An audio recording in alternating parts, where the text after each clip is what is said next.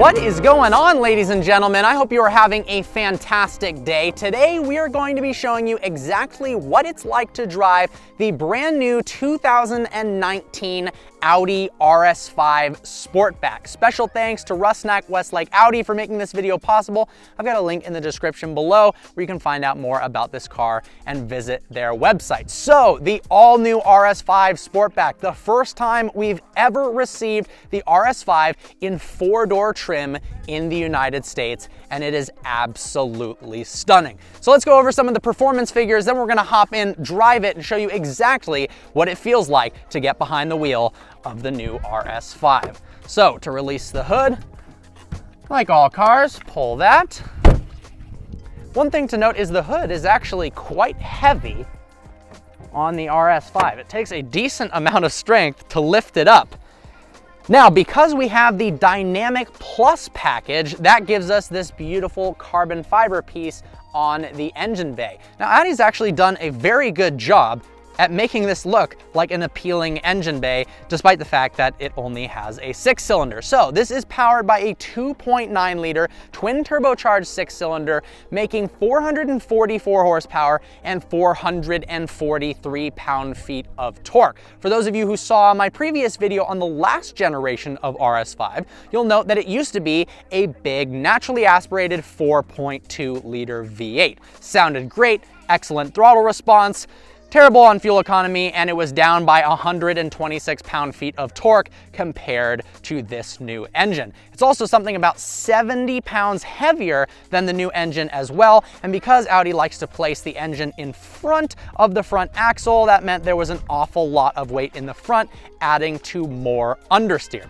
They've mitigated that immensely with the new engine layout. So, the Dynamic Plus package also gives us not only this, but a top speed of 174 miles an hour, which seems like a little bit of a random top speed. Now, typically, because this car has the Dynamics package, you would see red brake calipers. But because it has the Dynamic Plus package, that gives this carbon ceramic brakes in the front. Interestingly enough, there are carbon in the front and they're not carbon fiber in the rear, but they are painted gray, so you know they are ceramic. We've got this beautiful little RS5 insignia here. Another thing to note in the front of the car is Audi refers to this section right next to the headlight as the Quattro blister.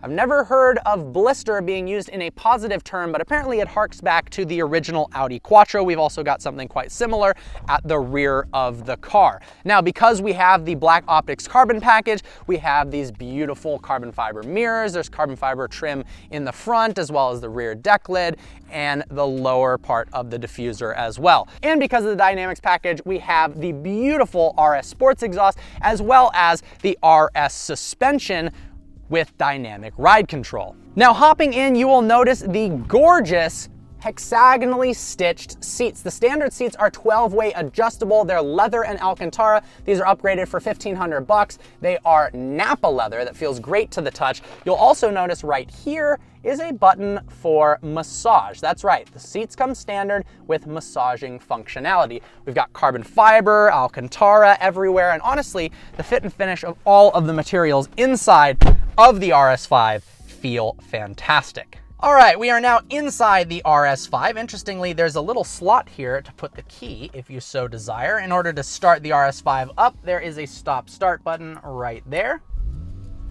Up pops the Audi Virtual Cockpit, a 12.3-inch display that gives you every bit of information you could ever possibly want to know, and then more than that, and then even more than that. But what's really cool on the RS5, to make it feel a little bit more sporty, is the default display has some pretty cool features in it. On the left, we've got a G meter for going around turns, deceleration, acceleration. In the middle, we've got a giant tachometer.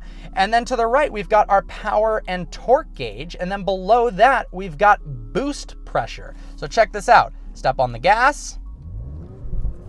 See the power going up in percentage. Boost building.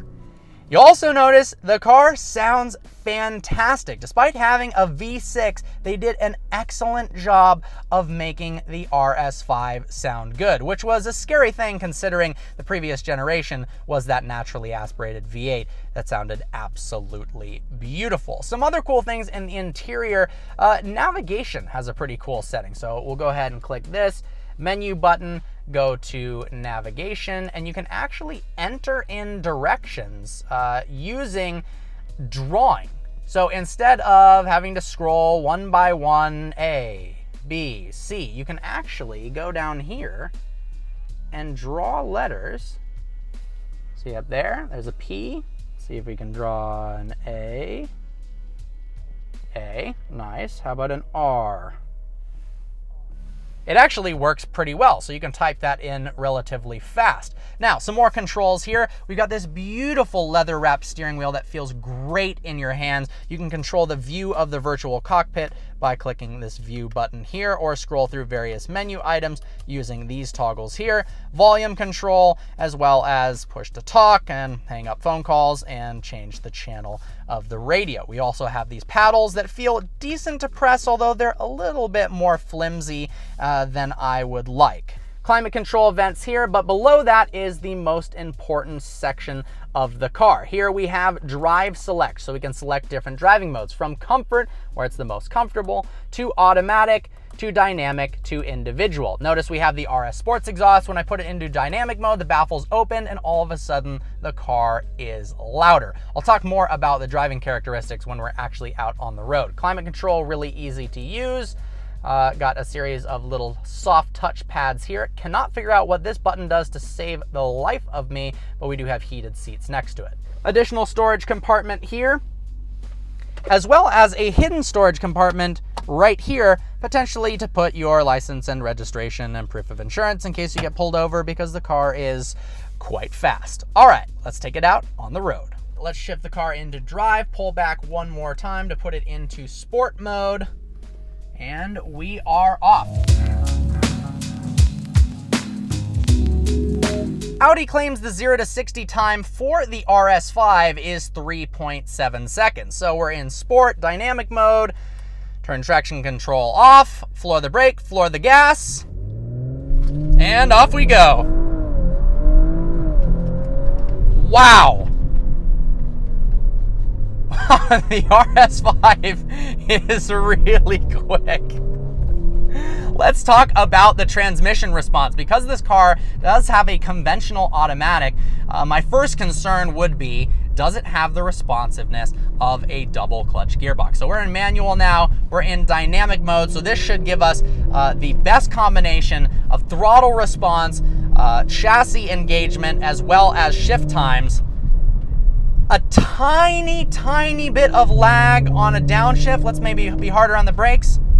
A little hesitation on downshifts, but as far as upshifts are concerned, it is about as instant as a double clutch unit is. It is interesting to see how double clutch units are phasing out in favor of those ZF 8-speed automatics. The BMW gearbox is a little bit crisper in that regard. Because we have the Dynamics package, that gives us the RS Sport suspension as well as dynamic ride control. The dynamic ride control actually has its suspension diagonally connected in order to mitigate body roll, and it works exceptionally well.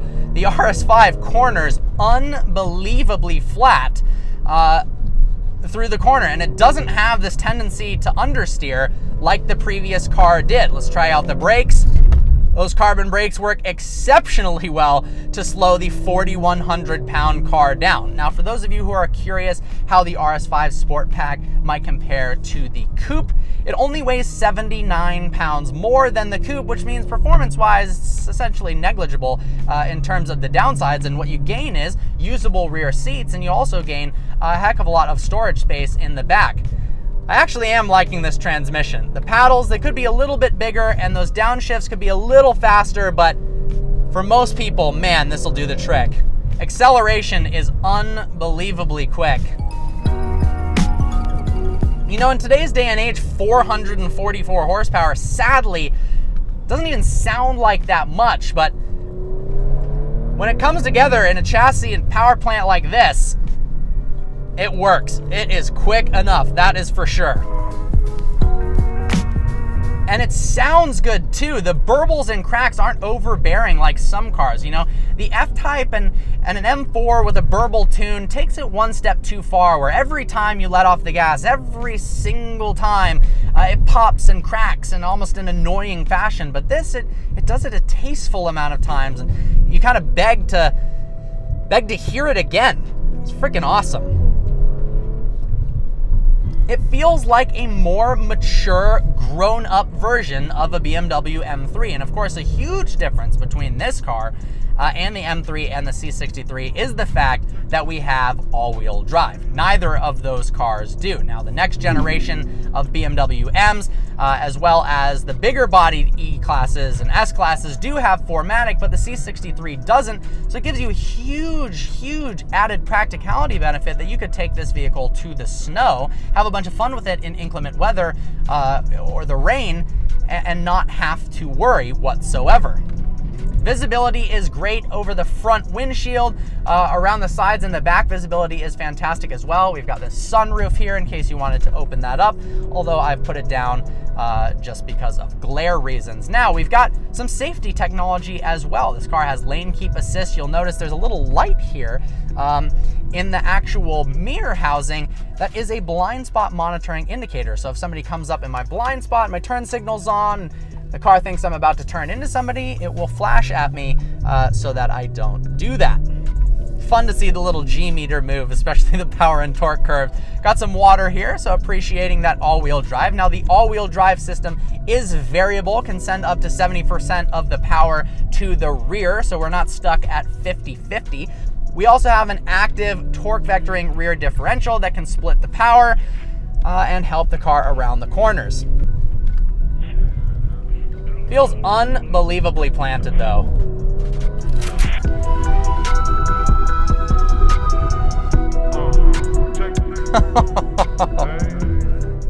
That exhaust note is awesome. And it's an easy car to drive. It inspires so much confidence because of its all-wheel drive nature.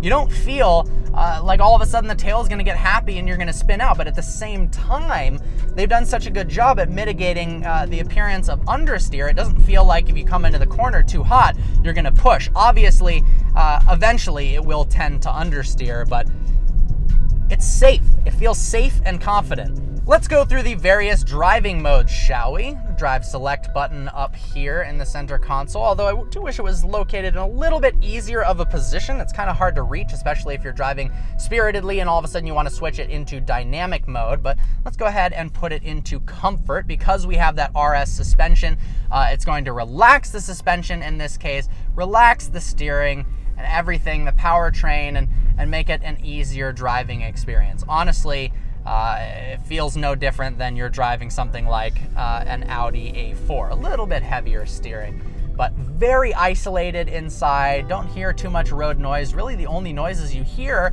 and I hope it comes across in the camera, is that lovely V6 exhaust. Then we've got automatic mode that chooses for you depending upon how you are driving at the time. Dynamic mode, which I would leave it in almost all the time. And then we have individual mode, which we should go and customize. Let's go ahead and pull over here and see what we can do with individual mode. All right, drive select, individual. For the engine and transmission, we've got dynamic, suspension control. Let's do dynamic, dynamic steering, dynamic, dynamic, dynamic, dynamic. Speaking of which, we have optional dynamic steering, which means that depending upon what speed you're going, if you're going at faster speeds, the steering rack is tightened for more stability, and at lower speeds, it spins faster, so it's easier to get around town. With that, the RS5 is incredibly fun to drive. It's fast, it sounds good, it's practical, and it's confidence inspiring. So I'm gonna leave you with some pure, unedited exhaust notes so you can end this video in peace. Let's hit it.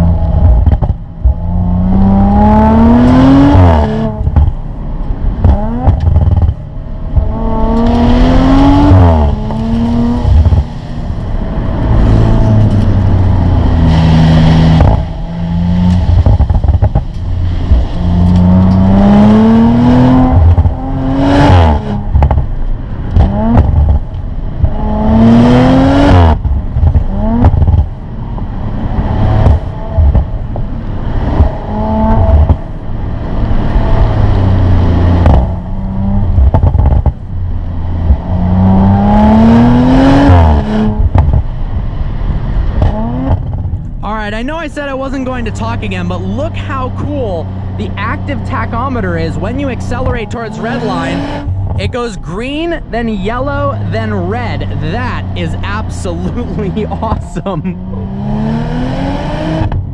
And then the entire thing lights up in red when you need to shift.